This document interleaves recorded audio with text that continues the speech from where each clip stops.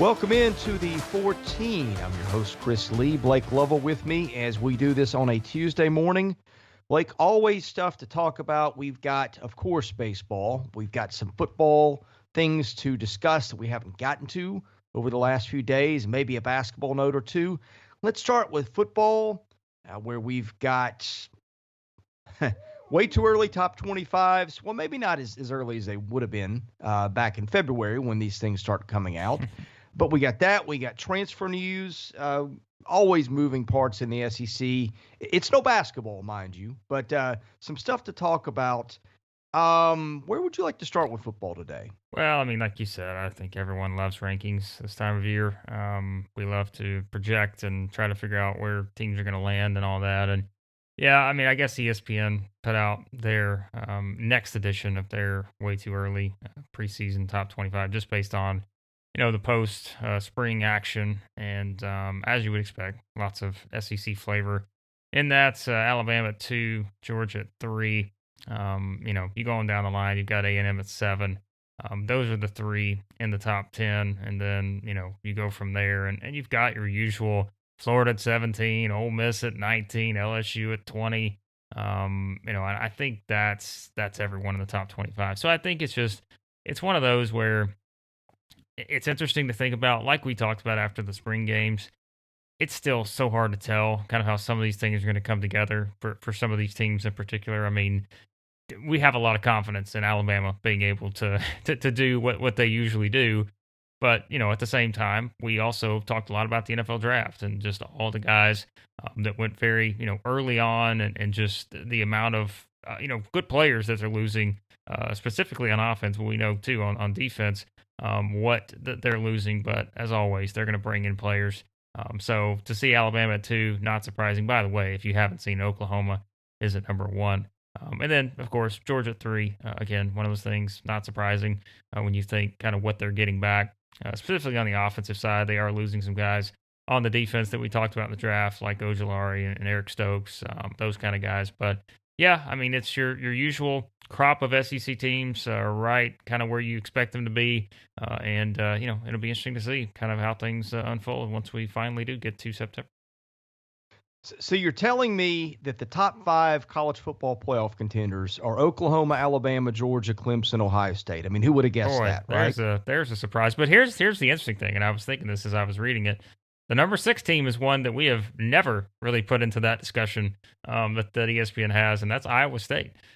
But there's a reason why Matt Campbell, someone that got talked about in all of these coaching jobs and everything, but I mean, he's clearly, he's got a lot of guys coming back. I mean, I think as of right now, they've got 10 starters coming back on offense, 9 on defense. So they're bringing back a good group from a team that went, I think, 8-1 was last year in the Big 12. So that's an interesting note. We always talk about the same teams, but man, if you could see a team like Iowa State potentially crashing the party there, and you go up down the line too, like top 10's interesting. You got North Carolina at number 8. North Carolina football at number 8, but they're another team that has a lot of starters coming back. Cincinnati, who had the great season last year, they're at number 9. So I mean, it's interesting, but again, as we always say, it is a guessing game too. But to see those 5 at the top, for anyone who makes the argument that college football always has the same teams in the playoff, that's probably not going to change your mind if that ultimately is how it turns out. So. Did you mention Indiana at 11? Yeah, that's one too. Indiana. Yeah. How about that? That's a program that's turned some things around in recent years. So that's. I mean, again, you go up and down the line. There's just a lot of interesting things, and I think if you're a team like Florida, who right now they have at 17, and then Ole Miss at 19. Ole Miss goes 5-5 last year. We talked about some of the guys they're going to lose offensively, specifically Elijah Moore, but. I mean, Lane Kiffin's got a lot of guys coming back, and he's going to add some really talented players to the mix. LSU, another one of those teams. I think certainly we looked at them last year based on how they responded to winning a national championship, and didn't respond so well. But they still are one that again has players returning, and it's just a matter of figuring out some of those things that they just did not do very well last year. So we'll see if they can kind of turn things around there too. Seems a little weird to see USC back in there at 13 too. It's been a day or two since the Trojans were back at that level. Yeah, I mean, I think, probably figuring out some of those teams like that going into this year, just based off of kind of how weird last season was. I think that's just one of those things that it's really hard to predict. It's almost like we talked about sort of with baseball, where I mean, it was just such a unique season last year for some of these teams in particular, and in some of these conferences.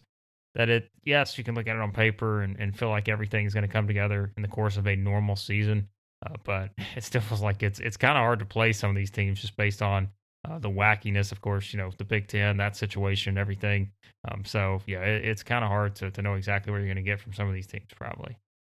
Yeah, and Ole Miss is another one. I mean, Ole Miss lost some of its premier offensive players. It fired an offensive line coach, but Lane Kiffin's got excitement around that program again, to say the least. Yeah, and I mean, look, we've said it many times about the offense. People want offense. Like they want to see points on the board, and I think when you look at them, they're bringing in some guys that are going to help do that, but they also have guys coming back that will do the same. And I think when you bring back a quarterback, you have different things that they're going to be able to do. And I just think that this is sort of, which I mean, we go back to last year, right? Like we kept looking at, you go back and look at Ole Miss's schedule last year. So some of the wildest, high scoring basketball esque type games you could see in the SEC, just based on how that unfolded last year. But if they can figure out, some of those issues on defense, which again they were not good at all, they're going to be one of the more entertaining teams to watch, just because they're going to put up points. But can they stop people? Last year they couldn't. If they can do that this season, then yes, that will certainly lead to more wins, because I don't think they're going to have a problem putting up points. No Auburn in the top 25. That feels weird too. Yeah, I mean, I think there's still some things to figure out there. And I'm sure, Auburn fans, you could make the argument and say, well, here's why we should be in here and all that. But I just think anytime, you have a coaching change like that, and yes, they've still got some good players on the roster, and I think Auburn will certainly win games. But I think when people put together these early top 25 and stuff, you're always probably going to lean on what you know versus maybe some of the unknowns when you have a coaching change and that kind of stuff. And so maybe that's part of it too. But yeah, I mean, still, the SEC is it's not going to lack teams. Like I said, when you go up and down, what is it, 6 or 7 in the top 20, just in this ranking here. But yeah, the SEC will have no shortage of teams that will be competing for those top 25 rankings throughout the season. Well, we have a high-profile transfer within the SEC. This time, it's not basketball, although, one of those may break while we're doing this. You never know.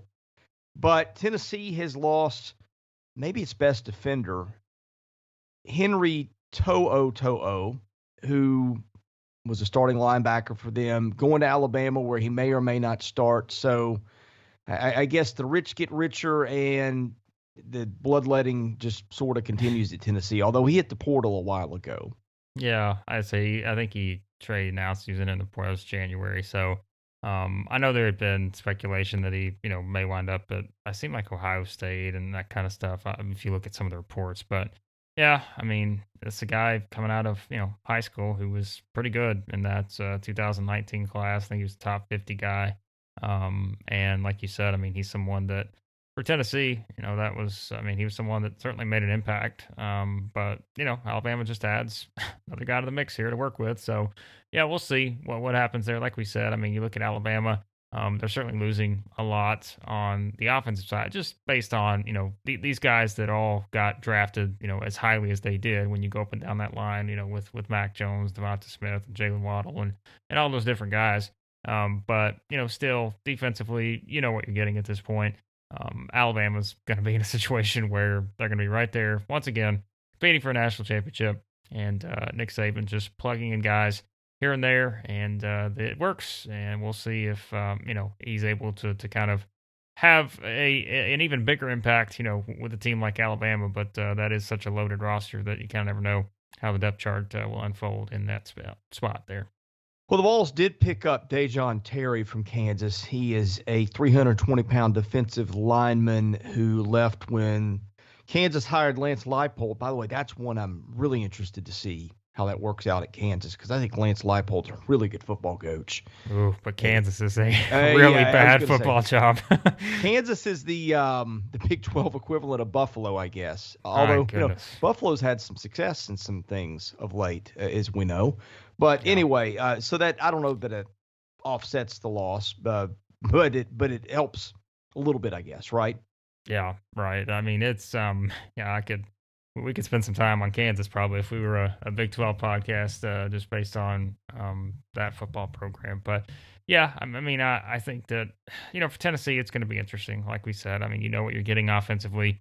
They're going to go up tempo. It's the way Josh Heupel wants the team to play. But as we mentioned, I think after their spring game, it's still a matter of getting guys in there that are going to fit how you want to play. And he has a talented roster to work with now, but it's still a matter of, I think, finding those guys that fit your system perfectly. And I mean, we'll see. How if he's able to do that. I mean, I know the expectations this season are not going to be very high, just based on knowing what you're going up against and knowing that you really have to change some things and improve a lot of things, within that program. So eventually, yeah. I mean, look, Tennessee's in one of those spots where everybody laughs about it, non-Tennessee fans, but they've just been going in the circle, and it's just I'm not sure.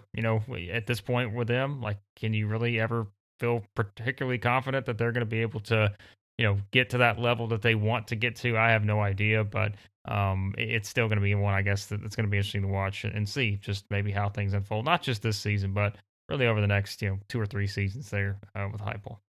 Anything else on football? No, I don't think so. Well, I'm sure there'll be more rankings to come out over the next, 2 months, 3 months to talk about. There'll be rankings coming out every single week, and I'm sure there'll be a lot of a lot of SEC teams in them. That's all we know. We have got a shockingly interesting midweek slate of baseball this week. Loaded, yeah. We've got South Carolina and Clemson. Very interested to see what South Carolina can do. Coming off, 2 games they lose over the weekend, and then they win that finale in 11 innings against Mississippi State. That's a rivalry game. Last time South Carolina just really hit the ditch, Carolina comes back really strong for about a month and then hits it again, and they're in the midst of just some bad times over the last few weeks. But that'll be interesting to see if Carolina can sort of jumpstart its season again between Sunday and this one. You got Florida and Stetson. You've got Tennessee Tech, not probably interesting this year. Some years past might have been. Auburn and Samford. Samford's usually pretty competitive.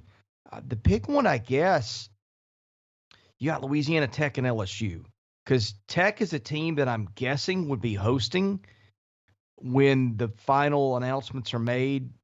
Of course, I think Tech will almost certainly be in the top 20 teams that are picked as potential regional destinations.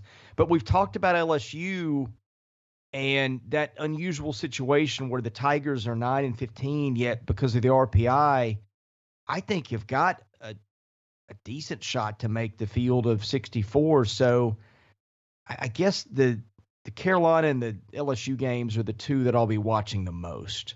Yeah, I mean, that's, I think the LSU Louisiana Tech game, like you said, is the headliner, just based on knowing how good Louisiana Tech is. And we've talked about LSU. They're just, they're a team that's started to figure some things out, and just a matter of seeing how they finish the season. But certainly a nice opportunity there. And like you mentioned, you go up and down the list with some of the others. And I mean, it's South Carolina. I mean, they're just, like we talked about yesterday, like they're just one of those teams that I think it's just so hard to know what you're getting on a game by game basis at times with them now. And so yeah, that'll be another one. It's pretty interesting, but I mean, man, you just look at the rankings now, and you're just like, oh, there's the SEC team at number 1. There's the SEC team at 2, 3, 4. Like, it's just, I mean, we came in talking about just how historically good the league could be, but it's just, even when you just look at these teams on paper, and you're like, okay, let's look at the schedule for tonight. Well, you put the numbers beside the rankings and all that, and oh yeah, there's the top 4 teams in the country in this one league are playing tonight. And it's just, I know that's been kind of a theme over the years, but I mean, still, it doesn't get any, it still wows you sometimes when you look at it, I think, overall, when you just look at kind of the strength of the league. Yeah, I think that, quote unquote, starting to figure it out, as you put it, is a synonym for synonym for we're not playing a top 10 team this week. Also, Right. sometimes it's Yes. funny how those things kind of correlate. Yes. But by the way, RPI oddities, our favorite nuisance Fairfield has done it again. I cannot figure out how their RPI works. You explain this to me, Blake. Vanderbilt was ahead of Fairfield going into the weekend. Vanderbilt beats Alabama 2-0 in Nashville. Alabama, I think, 29 in the RPI. Fairfield does this weekend. It goes to Niagara, and it wins 4 games against a 16-15 team that's 120 in the RPI. Help me figure that one out, please. Well, if it's anything like the RPI that's been used before in other sports that we know of, it's not going to make any sense. And I'm pulling up Fairfield's, I guess, resume here right now, and I keep looking at it, and I'm like, well, that's it's an interesting one, isn't it? Because I'm like, okay, strength of schedule, 143. Obviously quad 1, there's nothing there. Quad 4, you're 16-1. Quad 3, you're 12-0. And that's the majority of your games have been played in those two, which I get, like, given the conference and all that. And this is not me just knocking Fairfield. I'm just more looking at this from how you calculate the RPI and stuff and how you put all this together. But I mean, I guess, at the end of the day, when you look at the win percentage and that, because I don't know how they do it, but like you said, it is kind of interesting to keep looking at that, saying, oh yeah, there's Vanderbilt and Tennessee and all that, but they're still below Fairfield at this point.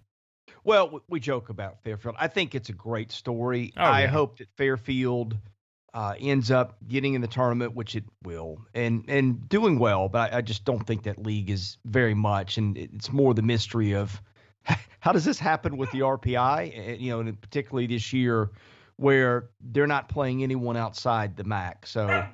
I'm with you. My dog is apparently very upset by this problem too. I call them a nuisance because, like, they gum up the RPI, right? You know that they're not the number 4 team. Anywhere in that range, you're getting a national seed. That's not going to happen this year. But here we are. It's 2021. It seems like 2020 in some ways has never ended, and it just makes it a little harder to discern. I'm very anxious to see. I think that this week, the big thing that I want to see is what are the 20 hosts for the tournament, because I think maybe that will tell us a little bit about how the NCAA is going to use the RPI and its other data points to pick the field again in a few weeks. I think that will be interesting to see what looks to be important in that and what doesn't. And maybe hosting's a little different because of geography and some other things, but a lot of years, your top 16 hosts or your 16 hosts a lot of times mirror the RPI very closely. You might have a 19 or a 20 coming in that's a conference champ in the American or something like that, where, again, geography is a factor. But sometimes it almost goes straight down the line with RPI. So I think that will be the one thing of interest this week, is seeing how the metrics are considered once the hosting sites are announced. Yeah, it sounds like Oreo over there. He is riled up about Fairfield. Oreo is very upset about the Fairfield issue that we are having, yes. I don't know. Maybe we're not as upset as he is, but he's making it known. But yeah, like you said, it's not a knock against Fairfield. It's just, we've always talked about this, like in multiple sports. Like, we've talked about, okay, how does this stuff work? Like, when you're putting together these, RPIs and all, like we've talked about it with the net and stuff in basketball. Like, there's a lot of different things, and you're always kind of left scratching your head about certain things, which I guess, just from a data statistical standpoint, like, you're probably always going to have that in sort of any situation, I guess, when you're looking at it just from a number standpoint. But, there are still stuff like that, which we always say, there are probably still things that you can't necessarily gauge just from the numbers, and using a system like this, there are always going to be sort of those outlier type of things that you look at and say, oh, well, that doesn't really make sense. But yeah, it is nonetheless an interesting case when it comes to Fairfield.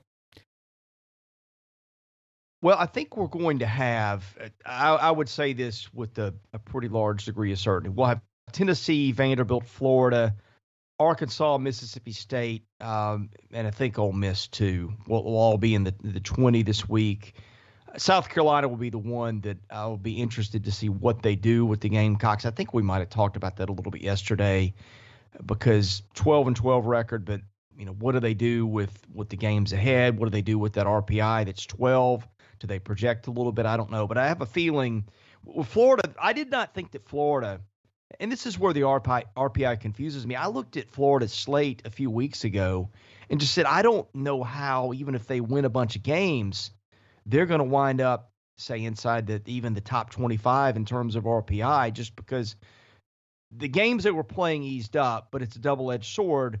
When the games get easier, your RPI boost sort of comes to a halt, too. You can win some games, and it doesn't move the needle on that at all. For Florida to get inside the top 20 of the RPI kind of surprised me, because I just didn't look at it a few weeks ago and think that was going to be possible. But here we are with UF at 18 this morning. Yeah, like we said, that's an interesting team. We've talked about them throughout the season, based on how their season has played out, what the expectations were with them going into the season. But you've said it. I mean, really for the past couple weeks now, like Florida's going to be that interesting team that when all of this unfolds and you see where people land, what it looks like they're going to be that one that could be very interesting to see, kind of where they're slotted. So. Yeah, and now that road record at 7-8, which doesn't look as bad. And let's consider where some of the losses have come. They lost 2 of 3 at Tennessee. They were swept at South Carolina, which was playing really well at the time. A loss at Florida State. So it's not like they're going to Missouri and losing a series. Right. Yeah. Much different. Anything else before we wrap up the show today, Blake? No, I mean, like you said, it's a big night of baseball. As of right now, since we started this podcast 30 minutes ago, I don't think anyone's transferred basketball. So that might be a new record. But no, I mean, it's just, the usual stuff. I mean, we're starting to gear up for football, and I know we'll have a lot of stuff coming on the site with that here as we go throughout the summer. But baseball, as we know, we're inching closer to the tournament. And so, yeah, just lots happening over at southeastern14.com. Well, we will end the show today. I think I figured out what's upset my dog. He's got his eye on one of my shoes, which is out of his reach. So I'll go save a shoe before he gets resourceful. But in any case, we will have baseball tomorrow with Barry Allen. He will rejoin us on the podcast. I think I'll come out with pitcher power rankings this afternoon. We'll do hitters later in the week. We did our power rankings for the teams, so that's posted on the site at southeastern14.com. Our content free. You can also follow us on Twitter at 14 Southeastern. Please follow us there. And where you get your podcasts, rate, review, and subscribe. That helps us get noticed. We'll be back with another episode tomorrow. I'm Chris Lee. He's Blake Lovell. Thank you for listening to the Tuesday episode of the 14.